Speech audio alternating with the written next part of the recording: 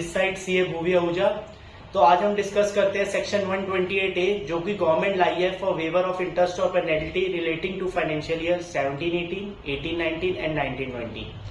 तो गवर्नमेंट क्या है, एक स्कीम लाई है। गवर्नमेंट कहते हैं स्टार्टिंग के ईयर्स में बहुत सारी गलती लोगों से हुई है, अगर वो जेन्युइन मिस्टेक्स हैं तो उससे रिलेटेड जो भी आपकी टैक्स पेमेंट बनती है आप वो कर दो और हम इंटरेस्ट पेनल्टी सब चीज का वेवर दे देंगे रिलेटिंग टू फाइनेंशियल ईयर 17-18, 18-19, 19-20।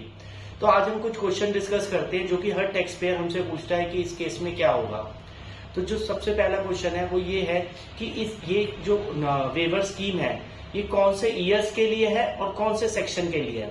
तो जो नोटिस इशू होते हैं जनरली वो दो सेक्शन के अंदर इशू होते हैं, नोटिस और ऑर्डर, सेक्शन 73 एंड सेक्शन 74। तो गवर्नमेंट कहती है अगर आपका नोटिस या ऑर्डर सेक्शन 73 का है तो आप इस सेक्शन 128A को ऑप्ट कर सकते हैं। कौन से फाइनेंशियल ईयर्स के लिए? Relating to basically starting 3 financial years है, financial year 17-18, 18-19, 19-20। Next question taxpayer के दिमाग में जो आता है वो कहता है कि अगर हमारा कोई ऑर्डर हुआ है 17-18, 18-19, 19-20 से रिलेटेड तो हमें पार्शियल पेमेंट करनी है या फुल पेमेंट करनी है। तो इस केस में गवर्नमेंट ने एक सर्कुलर से और सेक्शन में भी क्लियरली लिख रखा है कि आपको फुल पेमेंट करनी होगी जो भी आपसे आपके प्रॉपर ऑफिसर ने डिमांड करे है उस नोटिस या ऑर्डर के अंदर, तभी आप इस सेक्शन को ऑप्ट कर सकते हो। नेक्स्ट क्वेश्चन टैक्स पेयर कहता है चलो फुल पेमेंट तो करनी है बट कब तक करनी है। तो वो हमें 31 मार्च 2025 तक हमें फुल पेमेंट करनी है, तभी हम इस सेक्शन को ऑप्ट कर पाएंगे।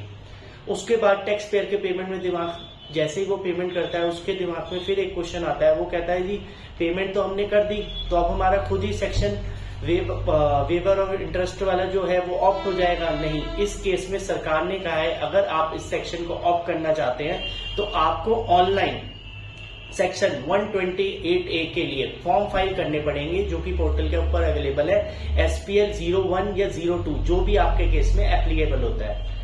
नेक्स्ट क्वेश्चन जो टैक्स पेयर के दिमाग में आता है कि यार हमने तो 17-18, 18-19, 19-20 से रिलेटेड अपील फाइल कर दी थी तो अब हम इस सेक्शन को कैसे ऑप्ट करें। तो गवर्नमेंट ने इसके लिए भी आपसे कहा है अगर आपने अपील फाइल कर दी है तो आप अपील विड्रॉल की एप्लीकेशन डालें और ये सेक्शन के लिए SPL फॉर्म फाइल करें जब, तो उसके साथ अपील विड्रॉल फॉर्म जो आपको पोर्टल से जनरेट हुआ है या डिपार्टमेंट से मिला है वो आप उसके साथ ऑनलाइन एप्लीकेशन में लगा दें। इम्प्लीमेंटेशन होने से पहले ही full payment of interest, penalty और टैक्स की अगर पेमेंट कर दी है तो क्या उसको रिफंड मिलेगा। तो गवर्नमेंट ने क्लियरली बिग नो कहा है, कह रहे हैं कि अगर आपने ऑलरेडी टैक्स की, इंटरेस्ट की और पेनल्टी की पेमेंट कर दी है तो आप कोई रिफंड एप्लीकेशन फाइल नहीं कर सकते हैं इंटरेस्ट और पेनल्टी के लिए। नेक्स्ट क्वेश्चन इज वेदर जो आपने ट्रांजैक्शनल क्रेडिट लिया था अगर वो ड्यूरिंग 17-18, 18-19 या 19-20 लिया है और उसकी डिमांड आ गई है, वो अर्नेस्ट था, तो क्या गवर्नमेंट उसको भी 73 के अंदर कवर कर रही है, 128A सेक्शन के अंदर कवर कर रही है। तो गवर्नमेंट ने कहा है अपने सर्कुलर के थ्रू इस पे पूरी क्लैरिटी लाए हैं और उन्होंने कहा है यस जो आपका ट्रांजैक्शनल क्रेडिट था अगर आपने अवेल करा है और उसका रिवर्सल का नोटिस या ऑर्डर अगर 73 के अंदर आया है तो आप उसकी भी पेमेंट कर सकते हैं विदाउट इंटरेस्ट एंड पेनल्टी। उसके लिए भी आप वेवर स्कीम को ऑप्ट कर सकते हैं। उसके बाद एक क्वेश्चन जो सबके माइंड में आता है, यार ऑर्डर तो 2 ईयर से रिलेटेड हुआ है 1920 और 2021, तो क्या मैं दोनों ईयर्स के लिए ऑप्ट कर सकता हूं? नहीं, जो ये स्कीम है सिर्फ 17-18, 18-19, 19-20 के लिए है।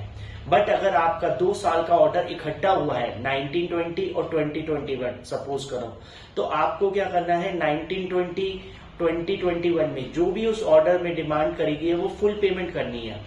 जो आपसे इंटरेस्ट और पेनल्टी रिलेटिंग टू 1920 होगी वो तो आपकी वेव कर दी जाएगी, जो 2021 से रिलेटेड होगी उसकी आपको फुल पेमेंट इंटरेस्ट और पेनल्टी की करनी पड़ेगी, तभी आप इस सेक्शन के अंदर एलिजिबल होगे, नहीं तो आप इस सेक्शन को ऑप्ट नहीं कर सकते हैं। अगला क्वेश्चन जो टैक्स पेयर के दिमाग में आता है वो कहते हैं कि यार हमारे पास इनपुट खड़ा है तो क्या हम सेक्शन 128 के लिए 28A के लिए जो पेमेंट करनी है वो इनपुट के थ्रू कर देते हैं। तो गवर्नमेंट ने सर्कुलर के थ्रू ये क्लैरिफाई कर दिया है, सर्कुलर नंबर 238 डेटेड 15 अक्टूबर 2024। गवर्नमेंट ने कहा है जो टैक्स पेमेंट है रिलेटिंग टू फाइनेंशियल ईयर 17-18, 18-19, 19-20 वो इनपुट जो आपका अवेल्ड है उसके थ्रू भी हो सकती है।